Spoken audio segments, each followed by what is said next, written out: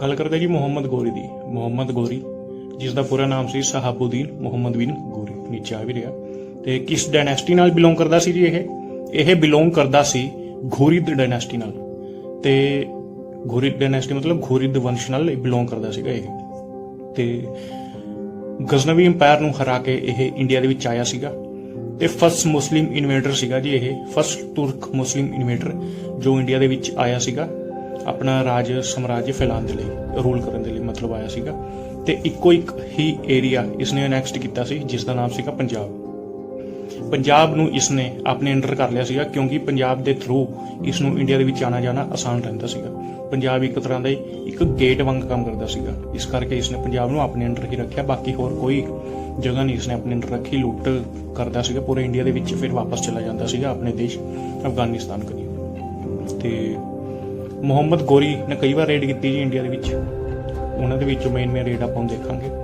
First red की जी उसने 1175 दे विच, कित्थे? मुल्तान दे विच। मुल्तान का नाम तुसीं सुनिया होगा, गाणिਆਂ ਦੇ ਵਿੱਚ ਜ਼ਿਆਦਾ ਚੱਲਦਾ, बोली मेरे गाने जिवें वीडियो होएगी।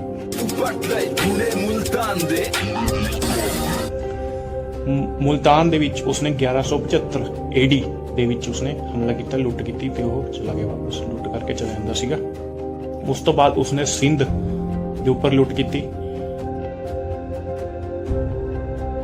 सिंध जो कि पाकिस्तान है। ते उस तो बाद उसने लुट की पंजाब दे विच। हुण जदों पंजाब दे विच लुट की तां पंजाब नूं छड्ड के वो गया नहीं हैगा, उसने पंजाब नूं अपने अंडर ही रखिया ताकि उसनूं आना जाना आसान है, जिवें पहले ही दस्सिया। पंजाब दे विच हुण पंजाब दी गल आई है, पंजाब दे विच कदों उसने लुट की, कदों रेड की, ओह साल ही बहुत इंपोर्टेंट है। 1186 1186 AD दे विच उसने पंजाब दे विच रेड की। उस तो बाद एक इंडियन राजपूत हिंदू राजा सीगा जी जयचंद, नाम जरूर सुनिया होगा उसी, उसकी एग्जाम्पल दी जाती है भी जिवें लंका दे विच विभीषण सीगा, इंडिया दे विच जयचंद सीगा।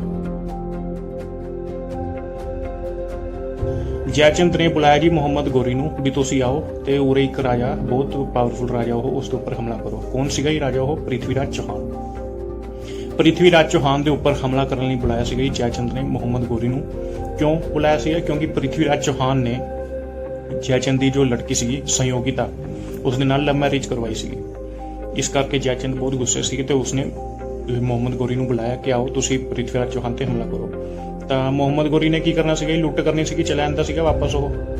तो उसनूं वधिया मौका मिलिया भी वड्डा राजा तो उन्ना ही धन वगैरह ज़्यादा होएगा, उन्ना ही उसका राजकोष ज़्यादा होएगा, तो उन्नी वड्डी रेड होएगी। तो उसने की जी रेड की। उस रेड नूं कहा जाता है बैटल ऑफ तराइन, जिस दे विच पृथ्वीराज चौहान जित गया सीगा। कदों कीती सी जी? ये 1191 दे विच, 1191 AD दे विच जी फर्स्ट बैटल सीगी ये पृथ्वीराज चौहान वर्सिस मुहम्मद गोरी, जिस दे विच पृथ्वीराज चौहान जित गया सीगा।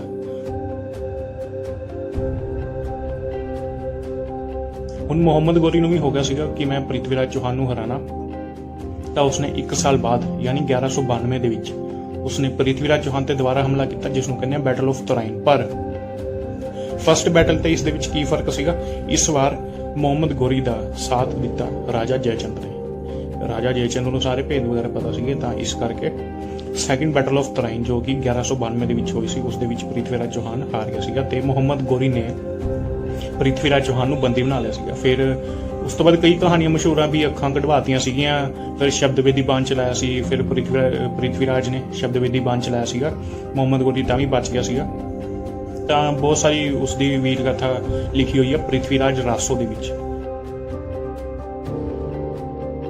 किस दे द्वारा लिखी गई है यह बुक पृथ्वीराज रासो?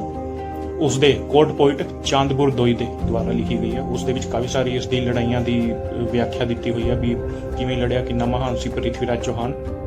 तो उसके कोर्ट पोइट द्वारा लिखी गई। हुण 1192 दे विच battle second battle of Tarain Muhammad Ghori जित गया। हुण 2 साल बाद बड़े हैरानी वाली गल है कि मुहम्मद गोरी ने राजा जयचंद के नाल ही बैटल कर ली, क्योंकि उसनूं पता सी कि मैं पावरफुल राजे नूं तां हराता, हुण जे मैंने इस राजा जयचंद के उपर हमला करता तो यह भी बच नहीं पाएगा मेरे को। कैसी मदद कर रहा है? इवें किया जी उसने 1194 दे विच बैटल ऑफ चंदौर हुई। किस किस दे विच? मुहम्मद गोरी वर्सिस ਰਾਜਾ ਜੈਚੰਦ, ਜਿਸ ਦੇ ਵਿੱਚ ਰਾਜਾ ਜੈਚੰਦ ਹਾਰ ਗਿਆ। ਤਾਂ ਹੁਣ ਤੁਸੀਂ ਦੇਖ ਰਹੇ ਹੋ ਕਿ ਜਿਸ ਨੇ ਬੁਲਾਇਆ ਸੀਗਾ ਮੁਹੰਮਦ ਗੌਰੀ ਨੂੰ ਵੀ ਆਓ ਤੁਸੀਂ ਸਾਡਾ ਸਾਥ ਦਿਓ ਪ੍ਰਿਥਵੀਰਾਜ ਚੌਹਾਨ ਦੇ ਖਿਲਾਫ, ਐਂਡ ਦੇ ਵਿੱਚ ਉਸ ਦਾ ਹੀ ਹਸ਼ਰ ਮਾੜਾ ਹੋਇਆ। ਮਰਨ ਤੋਂ ਪਹਿਲਾਂ ਯਾਨੀ ਇੰਡੀਆ ਨੂੰ ਛੱਡ ਕੇ ਜਾਣ ਤੋਂ ਪਹਿਲਾਂ ਉਸਨੇ ਇੱਕ ਆਪਣਾ ਕੇਅਰਟੇਕਰ ਛੱਡਤਾ ਸੀ ਕੁਤੁਬਦੀਨ ਐਬਕ। ਫਿਰ ਉਸਨੇ ਆਪਣੀ ਡਾਇਨੈਸਟੀ ਸ਼ੁਰੂ ਕਰ ਲਈ ਤੇ ਨਾਲ ਹੀ ਉਸਨੇ ਬਖਤਿਆਰ ਖਿਲਜੀ ਨੂੰ ਇਹ ਆਰਡਰ ਦਿੱਤੇ ਸੀ ਕਿ ਤੁਸੀਂ ਜਾਓ ਤੇ ਇੰਡੀਆ ਦੀ ਮਸ਼ਹੂਰ 2 ਯੂਨੀਵਰਸਿਟੀ ਸੀ ਉਸ ਟਾਈਮ, ਨਾਲੰਦਾ ਯੂਨੀਵਰਸਿਟੀ ਤੇ ਵਿਕਰਮਸ਼ਿਲਾ ਯੂਨੀਵਰਸਿਟੀ, ਇਹ ਦੋਨੇ ਯੂਨੀਵਰਸਿਟੀ ਨੂੰ ਤਬਾਹ ਕਰ ਦਿਓ। ਇਸ ਦੇ ਵਿੱਚ ਇੰਨਾ ਲਿਟਰੇਚਰ ਸੀਗਾ, ਇੰਨਾ ਬੁੱਕਸ ਵਗੈਰਾ ਸੀਗੀਆਂ ਨਾ। ਨਾਲੰਦਾ ਯੂਨੀਵਰਸਿਟੀ ਬਾਰੇ ਤਾਂ ਇਹ ਵੀ ਮਸ਼ਹੂਰ ਹੈ ਜੀ ਕਿ ਉੱਥੇ ਅੱਗ ਲਗਾਤੀ ਸੀਗੀ ਬਖਤਿਆਰ ਖਿਲਜੀ ਨੇ ਤੇ ਉਹ ਅੱਗ 6 ਮਹੀਨੇ ਤੱਕ ਚਲਦੀ ਰਹੀ ਸੀਗੀ। ਮਤਲਬ ਇੰਨਾ ਸਾਰਾ ਲਿਟਰੇਚਰ ਸੀ, ਇੰਨੀ ਬੁੱਕਸ ਸੀਗੀਆਂ, ਇੰਨੀ ਵੱਡੀ ਯੂਨੀਵਰਸਿਟੀ ਸੀਗੀ ਉਹ।